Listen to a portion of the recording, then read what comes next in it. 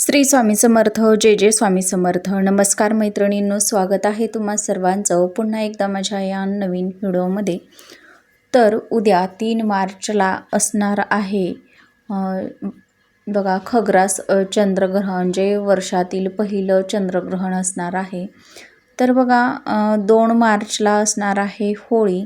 तर फाल्गुन महिन्यामध्ये येणाऱ्या हुताष्मी पौर्णिमेच्या दिवशी होळीचा सण जो आहे तर तो साजरा केला जात असतो. आणि याच दिवशी चंद्रग्रहण जे आहे तर ते आलेलं आहे. त्यामुळं बघा म्हणजे या पौर्णिमेची जी सुरुवात आहे तर ती सोमवारी 2 मार्चला सायंकाळी 5:57 होत आहे. आणि या पौर्णिमेची समाप्ती जी आहे तर ती मंगळवारी 3 मार्चला होणार आहे. आणि याच दिवशी म्हणजेच 3 मार्चला असणार आहे वर्षातील पहिलं चंद्रग्रहण. आणि उद्या 3 मार्च 2026च्या चंद्रग्रहणाच्या दिवशी जीव गेला तरीही चालेल, पण चुकूनही ही 5 कामे आपण करायची नाहीत. 5 कामे आपण चुकूनही करू नका, अन्यथा चंद्रदेव आणि राहू केतू आपल्यावरती नाराज होतील. घरात दारिद्र्य आणि गरिबी येईल. संपूर्ण घर कंगालीच्या उंबरठ्यावरती येईल. म्हणून संपूर्ण व्हिडिओ जो आहे या माहितीचा तर तो तुम्ही शेवटपर्यंत नक्की पहा, म्हणजे तुम्हाला याविषयीची संपूर्ण माहिती मिळून जाईल. हे जे नियम आहेत किंवा ही जी 5 कामं आहेत तर ती स्त्रियांनी आणि पुरुषांनी चुकूनही अजिबात करायची नाहीत.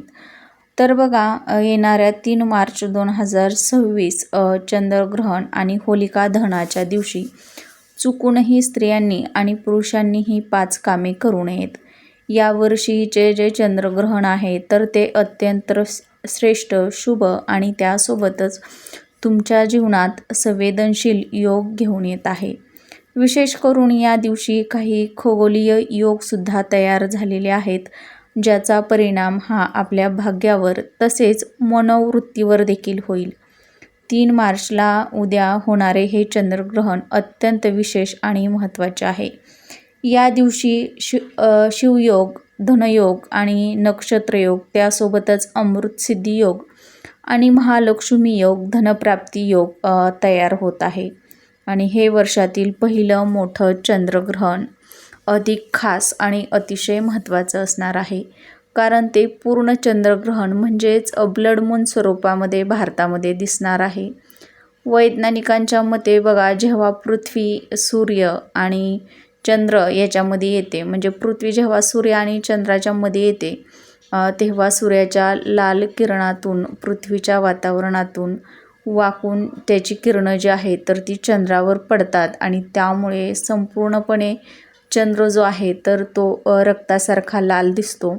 आणि त्यामुळं हा योग वैज्ञानिक आणि धार्मिक दृष्टीनं अत्यंत अद्भुत आणि दुर्मिळ योग असणार आहे. याच दिवशी फाल्गुन महिन्यातील हुताष्मी पौर्णिमासुद्धा आहे, जी की आपण होळी म्हणून साजरी करत असतो. आपल्या हिंदू शास्त्रानुसार या पौर्णिमेच्या दिवशी बघा साक्षात माता लक्ष्मी पृथ्वीवरती भ्रमण करत असतात, वास करत असतात. आणि 2 मार्चला होलिका दहन करण्यात येणार आहे. असा हा शुभ योग वेद पुराणानुसार अशी होळी आणि चंद्रग्रहण हे योग बघा साधारणपणे तब्बल 152 वर्षानंतरनं निर्माण झालेले आहेत. या दिवशी केलेली कोणतीही पूजा, साधना आणि क्रिया या कधीही व्यर्थ जात नाहीत. या दिवशी आपण कोणती पण सेवा करू, उपाय करू, ते अत्यंत प्रभावी ठरत असतात. आणि या सेवा उपाय करून आपण आपल्या जीवनातील सर्व प्रकारचे दुःख, समस्या, अडचणींपासून मुक्त होऊ शकतो. पण दुसऱ्या बाजूला या पवित्र चंद्रग्रहणाच्या दिवशी काही कामं करण्यास मनाई आहे किंवा काही कामं करणं वर्ज्य मानलं जातं, अशुभ मानलं जातं. कोणतीही स्त्री किंवा पुरुषांना कोणत्याही माहितीशिवाय जर ही 5 कामे जर आपण केली तर चंद्रदेव आणि ग्रहांच्या नकारात्मक दशेमुळे त्या व्यक्तीला आयुष्यभर निराशा, अपयश सहन करावे लागत असते. आपल्या हिंदू धर्मात चंद्रग्रहणाला खूप मोठं महत्त्व दिलं जातं. हा दिवस आत्मशुद्धी, संयम आणि साधनांसाठी अतिशय महत्त्वाचा आणि शुभ मानला जातो. ग्रहणाच्या प्रभावात केलेलं कोणतीही बघा कामं असतील, साधना असतील, कर्म असेल, अनेक पटींनं फळ देतं. तर निष्काळजीपणा आपल्याला खूप काही भोगायला लावू शकतो. धार्मिक मान्यतेनुसार या दिवशी चंद्रावर राहू केतूची छाया जी आहे तर ती पडत असते आणि ज्यामुळे नकारात्मक प्रभाव जो आहे तर तो निर्माण होत असतो. जर कोणीही या दिवशी निषिद्ध कामं केली तर माता लक्ष्मी त्याच्या घरातून परत निघून जात असते, दारातून परत निघून जात असते. आणि अशा चंद्रग्रहणाच्या दिवशी बघा सुद्धा काळामध्ये कोणतेही धार्मिक कार्य, पूजापाठ जे आहेत तर ते केले जात नाही, त्याचं कोणतंच फळ आपल्याला प्राप्त होत नाही. आणि अशा परिस्थितीमध्ये, अशा दुविधेमध्ये हे जे म्हणजे होळीचा जो सण आहे तर तो 2 मार्चला साजरा केला जाणार आहे. होळी ही 2 मार्चलाच पेटवली जाणार आहे आणि धुलिवंदन जे आहे तर ते दुसऱ्या दिवशी असणार आहे. पण चंद्रग्रहण असल्यामुळं धुलिवंदन हे 4 मार्चला साजरं केलं जाणार आहे. या दिवशी स्त्रियांनी आणि घरातील वरिष्ठांनी, ज्येष्ठांनी याची काळजी घ्यायची आहे. नाहीतर आपल्या घरात अखंड दारिद्र्य येऊ शकते. उद्या असणारे हे खग्रास चंद्रग्रहण हे तब्बल 152 वर्षानंतर आलेलं आहे. त्यामुळे याला एक विशेष प्रकारचं असं महत्त्व दिलं गेलं आहे. त्यामुळे हे महाचंद्रग्रहण म्हणून देखील ओळखलं जाईल, कारण ते भारतात दिसणार असून ते ब्लड मून स्वरूपामध्ये आहे.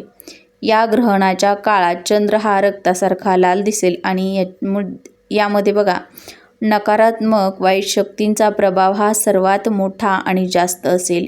या पवित्र चंद्रग्रहणाच्या दिवशी अनेक शुभयोग तयार होत आहेत.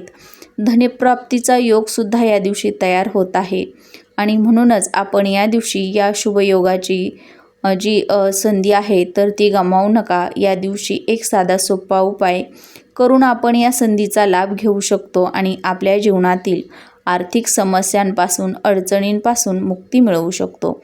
तसेच आपण या 5 चुका टाळल्यानं आपलं 7 जन्माचं दारिद्र्यसुद्धा टाळता येईल, नष्ट होईल. तर हे चंद्रग्रहण भारतात किती वाजता सुरू होईल आणि कधी संपेल, तर या चंद्रग्रहणाचा सूतक काळ कधी असेल, हे एक पूर्ण चंद्रग्रहण आहे. हे भारतातील प्रत्येक राज्यामध्ये आपल्याला पाहायला मिळणार आहे. ते ग्रहण बघा 3 मार्चला दुपारी 3:20 सुरू होत आहे आणि संध्याकाळी 6:47 समाप्त होणार आहे.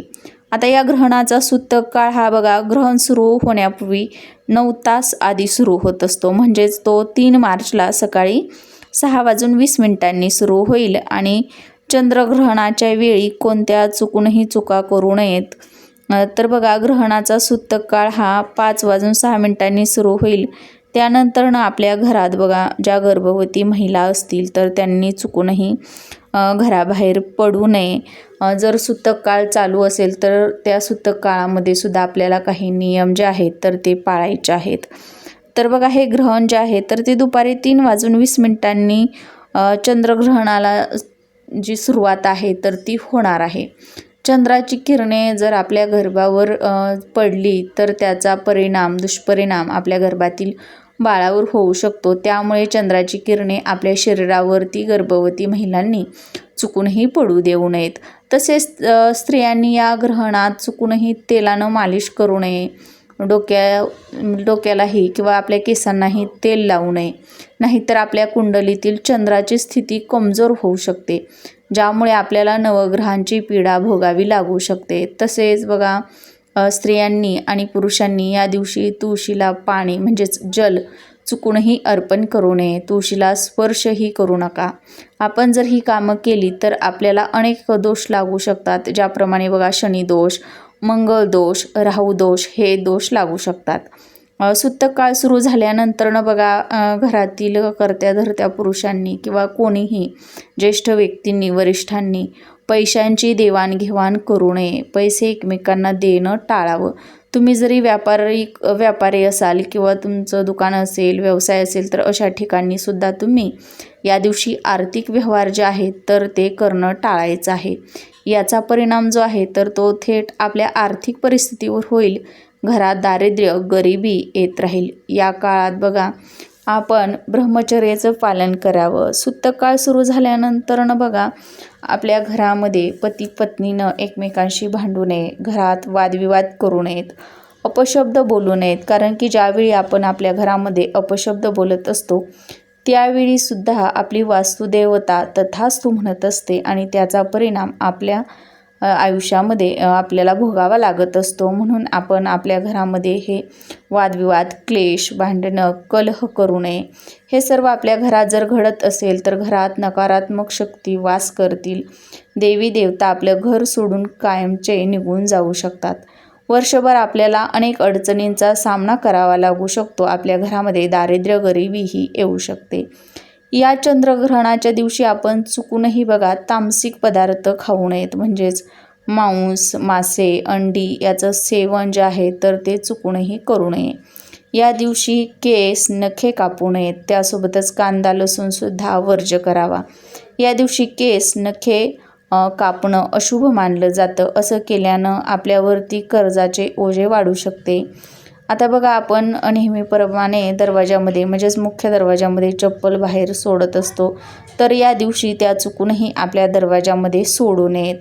आपल्या घरामधील झाडू ही आपली लक्ष्मी असते. तर तो झाडू देखील अशा ठिकाणी आपल्या घरामध्ये आपल्याला ठेवायचा आहे की जेणेकरून आपल्या त्या झाडूवरती, केरसुणीवरती चंद्रप्रकाश हा पडणार नाही.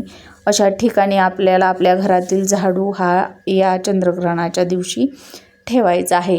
त्यासोबतच आपल्या घरामधील अखंड दारिद्र्य दूर करण्यासाठी, माता लक्ष्मीला प्रसन्न करून घेण्यासाठी तुम्ही या दिवशी अतिशय साधा सोपा एक उपायसुद्धा करू शकता. त्यासाठी तुम्हाला एक पितळीची वाटी घ्यायची आहे. त्याच्यामध्ये थोडंसं गंगाजल किंवा कच्चं दूध हे आपल्याला घालून घ्यायचं आहे आणि त्याच्यामध्ये 1 रुपयाचं एक नाणं टाकून हे रात्रभर आपल्याला चंद्रप्रकाशामध्ये ठेवायचं आहे.